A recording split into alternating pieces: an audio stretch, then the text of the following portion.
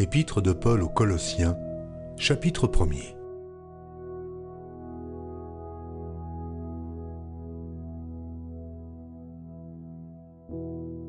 Paul, apôtre de Jésus-Christ, par la volonté de Dieu et le frère Timothée, aux saints et fidèles frères en Christ qui sont à Colosse.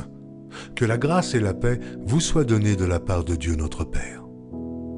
Nous rendons grâce à Dieu, le Père de notre Seigneur Jésus-Christ, et nous ne cessons de prier pour vous. Ayant été informés de votre foi en Jésus-Christ et de votre charité pour tous les saints, à cause de l'espérance qui vous est réservée dans les cieux, et que la parole de la vérité, la parole de l'Évangile, vous a précédemment fait connaître.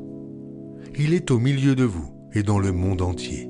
Il porte des fruits et il va grandissant, comme c'est aussi le cas parmi vous, depuis le jour où vous avez entendu et connu la grâce de Dieu, conformément à la vérité, d'après les instructions que vous avez reçues d'Épaphras, notre bien-aimé compagnon de service, qui est pour vous un fidèle ministre de Christ, et qui nous a appris de quelle charité l'Esprit vous anime. C'est pour cela que nous aussi, depuis le jour où nous en avons été informés, nous ne cessons de prier Dieu pour vous et de demander que vous soyez remplis de la connaissance de sa volonté, en toute sagesse et intelligence spirituelle, pour marcher d'une manière digne du Seigneur et lui être entièrement agréable, portant des fruits de toutes sortes de bonnes œuvres et croissant par la connaissance de Dieu, fortifié à tous égards par sa puissance glorieuse, en sorte que vous soyez toujours et avec joie, persévérants et patients. Rendez grâce au Père qui vous a rendu capable d'avoir part à l'héritage des saints dans la lumière, qui nous a délivrés de la puissance des ténèbres et nous a transportés dans le royaume du Fils de son amour, en qui nous avons la rédemption et la rémission des péchés. Il est l'image du Dieu invisible, le premier-né de toute la création. Car en lui ont été créées toutes les choses qui sont dans les cieux et sur la terre, les visibles et les invisibles, trône, dignité, domination, autorité. Tout a été créé par lui et pour lui.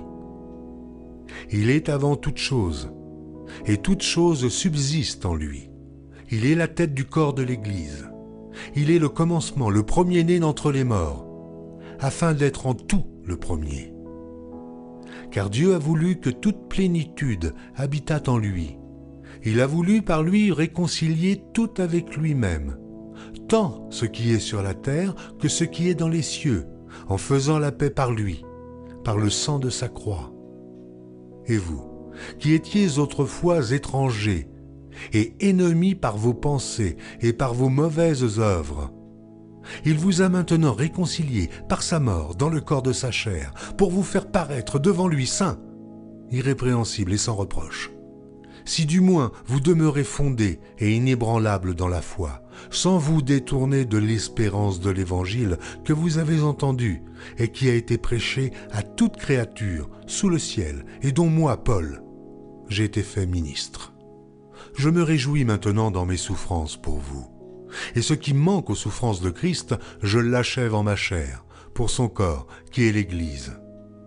C'est d'elle que j'ai été fait ministre, selon la charge que Dieu m'a donnée auprès de vous, afin que j'annonçasse pleinement la parole de Dieu, le mystère caché de tout temps et dans tous les âges, mais révélé maintenant à ses saints, à qui Dieu a voulu faire connaître quelle est la glorieuse richesse de ce mystère parmi les païens, savoir Christ en vous, l'espérance de la gloire. C'est lui que nous annonçons, exhortant tout homme et instruisant tout homme en toute sagesse, afin de présenter à Dieu tout homme devenu parfait en Christ. C'est à quoi je travaille, en combattant avec sa force qui agit puissamment en moi.